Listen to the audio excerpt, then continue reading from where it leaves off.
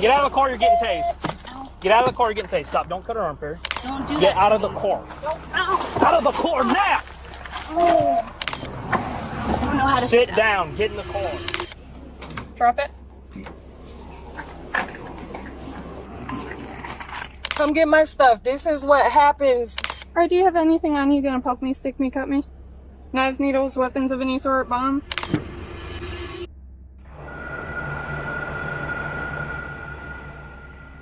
Today we're going to walk through one of the most perplexing cases you've never heard of. On November 19th, 2024, an officer pulled over a woman who was driving a vehicle with a seized tag order. At first, this stop was meant to be straightforward, but that changed almost immediately due to how she decided to respond. I'm sorry? Why am I pulled over? Okay, I'm stopping you because this vehicle contains a seize tag order, okay? Is this your vehicle? It's my son's. What order? Seize the tag. Do you have your ID on you? Why is there a seize tag order? I don't know. I have to run a bunch of things, okay? Is it your vehicle or is it registered to you? No. Okay.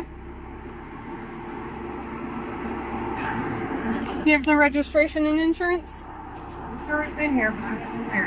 What's that? I said, I'm sure it's in here, but I don't know where. This is not my vehicle. Okay, I'll let you, ma'am.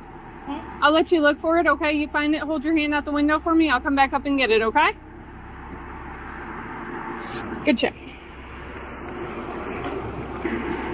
Asking her to roll down her window was not about exercising authority or creating a problem.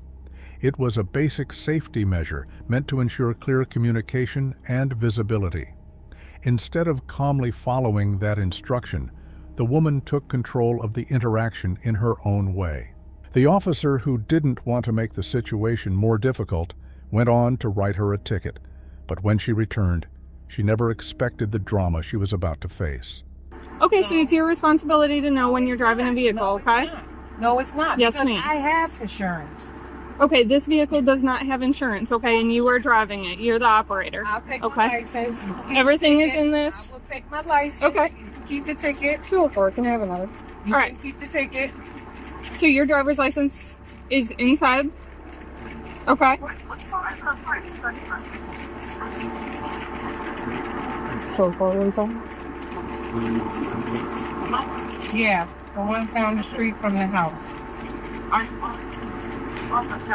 Ma'am. Side road. I'll take my license. Okay, so by taking the citation, it's not an admission of guilt, okay? Taking that. It has everything explained on there, I don't want. and you don't have to. I don't want to. Okay. Twice. Are you gonna listen to It will be mailed to me. No, I'm actually done with the conversation. I just want my license. Under Florida law, the driver of a vehicle is responsible for the citation, regardless of who owns the car. That responsibility falls on the person behind the wheel at the time of the stop. It is also a basic requirement for every driver to have a valid driver's license and proof of insurance while operating a vehicle. Knowing the status of the vehicle and its insurance is part of that responsibility. There was no point trying to argue with the officer. This was what she did next. This is some bullshit. So by him showing up, that doesn't do anything. The Does he vehicle have needs the proof of insurance. insurance? In the system, it says Does it he does not the have proof of insurance. No, because if that man has the proof and something's wrong or glitched in your system, because they're You on their understand way that's here. a state of Florida, right? They're on their way here. I don't. From listen, where? Listen, things can happen in the computer system. No, I totally agree. Can. Yeah, things So, can I happen would like in the to wait. computer. If this man has proof that there is actual insurance on this car and y'all system haven't caught up, I'd like to wait. In this situation, she could have accepted the ticket and chosen to address any disagreement later in court. That is the proper place to challenge citations or point out errors. Refusing it is often a sign that someone wants to make the process harder than it needs to be. Instead of allowing the stop to end quickly, she chose to push back against it. Up to this point, the officer was still trying to handle things calmly and without unnecessary conflict. But soon, backup officers arrive. So she has to get out of the car. We're going to do the impound, the whole 9 yards. Sounds good. I don't think she'll get out. Well, she's going to have to, unfortunately. Hey, ma'am. Ma'am. Ma'am? May I have you step out of the vehicle, please? My corporal's here. He can also explain it to you if you'd like. I don't want to step out the vehicle. All right, well, you have to step out of the vehicle, okay? You do? If you have to get out of the vehicle, please. I'm going to go ahead and start recording. Sure. Okay. We're recording on our body cams as well. Now, why do I have to get out of the car and show me in writing? Why? We don't need to show you in writing, okay? So, how the hell? So here's the deal. We're going to seize the vehicle if you're not willing to be cooperative. This could have been a simple citation. AAA. Can you pinch this car in from the rear? Her son arriving did not change the facts of the case. The vehicle still had a seized tag order, meaning it was not supposed to be on the road at all. In reality, the officer had already overlooked that issue by choosing to issue a citation instead of taking stronger action. With backup on scene, the tone of the stop shifted into something it was never meant to become. This was no longer just about a citation. If she had calmly accepted the ticket earlier, everything would have already been resolved. I'm asking you nicely, please get out of the vehicle. All right?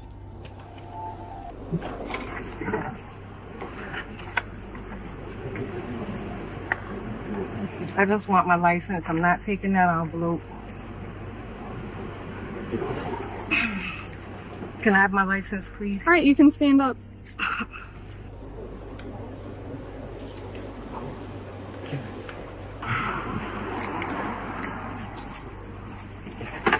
Road, face the car for me.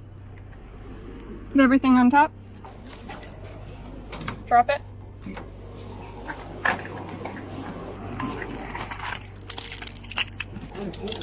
We're going to tell you everything. Come get my stuff. This time, okay?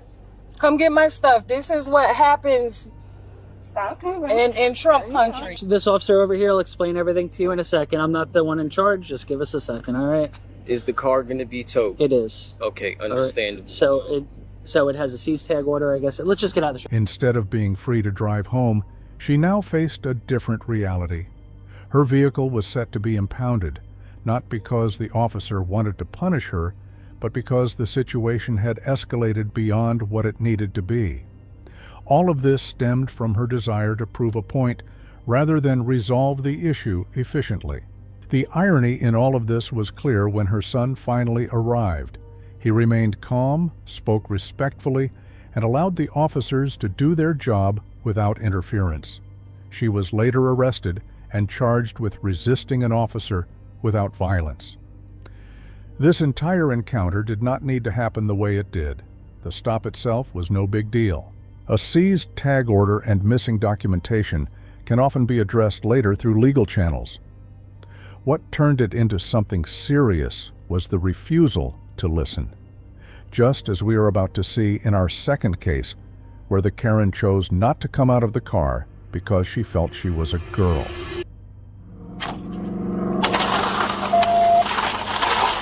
Get out of the car! Get out of the car, you're getting tased. Get out of the car, you're getting tased. Stop, don't cut her arm, Perry. Don't do Get out of the car. Out of the car now! I don't know how to Sit down, get in the car.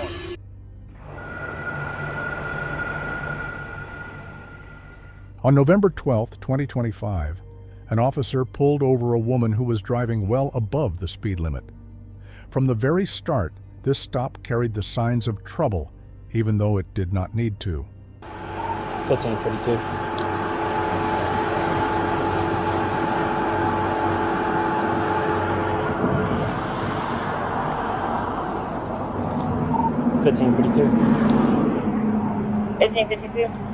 I'm 1050, Papa X-Ray Mike, Zulu 95. Be just west of the Dollar General. Hey! 1552, I got one refusing to get out of the car, 35. Step out of the car now. Step out of the car. Step out of your car. Are you at County Road 21? 1552. I'm just west of County Road 21 on State Road 20. Ma'am, let me see your driver's license. Ma'am. I'm about to break your window. Get out of the car. The officer's initial request was straightforward. He asked her to step out of the car. That was it. Instead of following that instruction, her focus shifted to something else entirely. Rather than cooperating, she became more concerned about asking whether she was going to be arrested or not. That question alone showed that she already understood the seriousness of the stop. Driving at that speed gives an officer reasonable grounds to suspect further issues, and it places the driver in a position where cooperation matters even more. Here was what she did next. Can you speak in English? Because I don't think you can hear me. Step out of the car. No. There's do you hear him? I don't know who you're talking to. Do you hear this person talking to me? I work with the sheriff's office. Get out of the car. He's a criminal and he's assaulting me. You're being stopped. Get out of the car. Criminal and he's stopping me. Get out of the car. He's assaulting me. The officer is assaulting me. Get out of the car now. No, he won't. Okay. At the very least, she could have lowered her window and spoken directly with the officer. That simple act would have shown a willingness to communicate. The entire interaction began to look like a joke to her.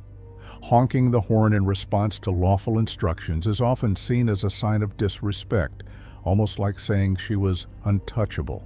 It gives the impression that she believes that the laws don't apply to her. To make matters even worse, she stopped her car right in the middle of the lane. That choice alone was dangerous, not only for her, but for other drivers as well. Break the window, Perry, now. Break the window. Yeah, break. Get out of the car! Get out of the car now. No. Get out of the car. Do not touch me. Perry, Get away from me. Get out of the car. get out of the car. You're getting tased. Get out of the car. You're getting tased. Stop. Don't cut her arm, Perry. I'm a girl. Do not touch. She claimed she was an American citizen, as if that status placed her above the law. In reality, being a citizen should be even more reason to cooperate with officers and follow instructions. Rights come with responsibilities, and one of those responsibilities is complying during lawful stops. When officers began moving closer to placing her under arrest, her tone suddenly changed. Yeah, this is blonde. Get out of the car. Don't. Get out of the car. No, don't do Get that. out of the car. Out of the car now! Mom, they're asking. I got it, Perry. Ow. I told you you're under arrest. No, you're a criminal. I said you're a criminal. Are they even filming this shit? Can you even get this?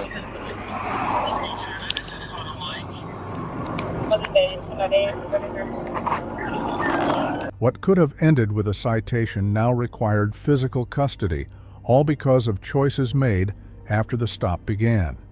Even as officers moved forward with the arrest, she continued acting like she was still in charge. Her behavior suggested she believed she could talk her way out of it, even at that late stage. The reality was very different. Once the decision to arrest is made, resistance only leads to more serious consequences. She was charged with resisting arrest with violence, along with a moving traffic violation for exceeding the speed limit by more than 50 miles per hour. She was taken to jail for something that could have been resolved with paperwork and a fine.